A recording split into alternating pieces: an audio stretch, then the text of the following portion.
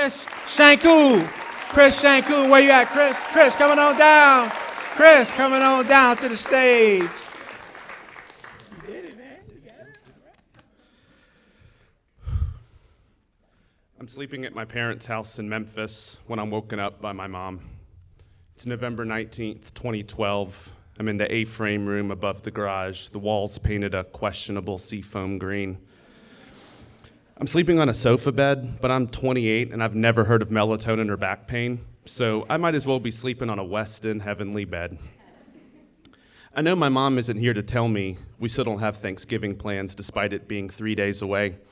Instead, she says 2 words, "It's time," and chills take over my body.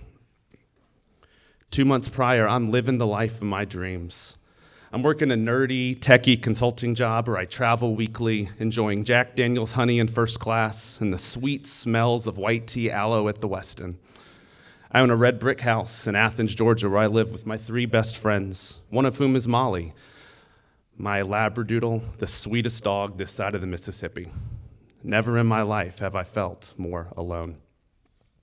It's a lot more fun to talk about being a diamond medallion on Delta than how I never get to see my friends. I'm an only child, and I have no family nearby. My family's either in Memphis or St. Louis. Well, except for my favorite cousin Jesse, who's even farther away in Austin. I feel like I've replaced my friends and loved ones with Seat 5D, the Westin staff, and a not-so-good friend who messes up every one of my dates and fractions Microsoft Excel.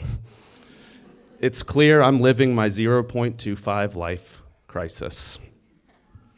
I'm in my bedroom Monday morning in September when my mom calls. My dad has cancer, but fortunately, it's isolated in his duodenum. He has a PET scan tomorrow to confirm the isolation before having surgery Friday to remove the cancer. I have one question for my mom. What the hell is a duodenum? It turns out it's the first part of the small intestine, which feels fitting. My dad is far from skinny. Whenever we'd go to restaurants, he would love to answer the booth or table question with, "Table, boots are for flat bellies." So when my mom assures me all will be fine after surgery, I don't believe her.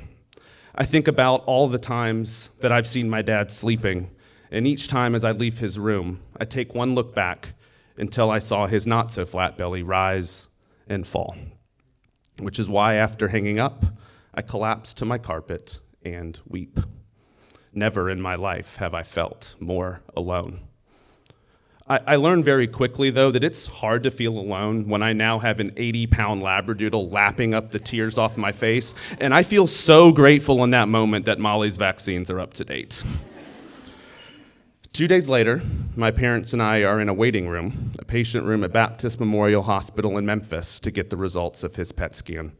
My parents are sitting on one side of the door, I'm sitting on the other. There's a large exam table in the middle of the room, and one of those x-ray result things on the wall, it's bright. Today it feels like it's 10 feet tall and it's staring right at me.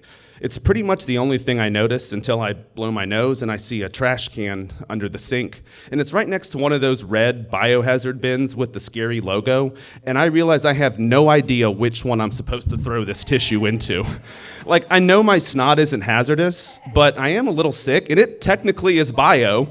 And I just can't help but feel like this should be a more obvious decision. So I eventually throw it away in the trash can.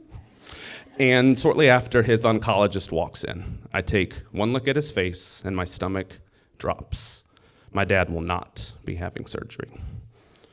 So when my mom says it's time, I don't need her to finish. I gather myself, throw on some Nikes, and question why my parents picked this stupid seafoam green. I walk downstairs and hear my mom finishing up a call with her sister Kathy before she and I get in her silver Honda Accord and drive to the hospital. It's time to say goodbye to my dad. John Shanku passed away peacefully at 4 a.m. in the ICU, my mom holding one hand and I holding his other. We each leaned forward and gave him a goodbye kiss on his forehead before we headed out. And as we leave, I turned around to take one last look at my dad, except this time, his not-so-flat belly remained still. Never in my life have I felt more alone. But then something happened. It turns out, after that call, My Aunt Kathy packed a bag, and she called the rest of our family.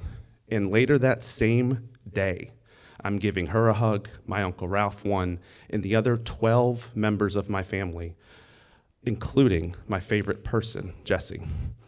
Each one of them drove at least 6 hours on zero notice to show up for my mom and me when we needed them the most. And it turned out we had Thanksgiving plans after all. But one does not simply walk into Publix 3 days before Thanksgiving and buy a turkey. So instead, we opted for a honey-baked ham. And as a very proud member of the Ham is Better Than Turkey Club, what a silver linings moment.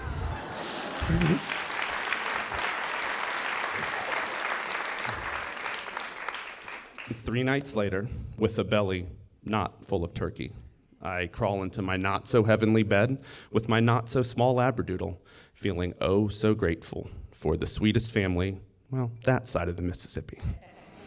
A year later, I even painted my bathroom seafoam green. And 12 years later, what I remember most about Thanksgiving 2012 is that never in my life have I felt less alone. Thank you.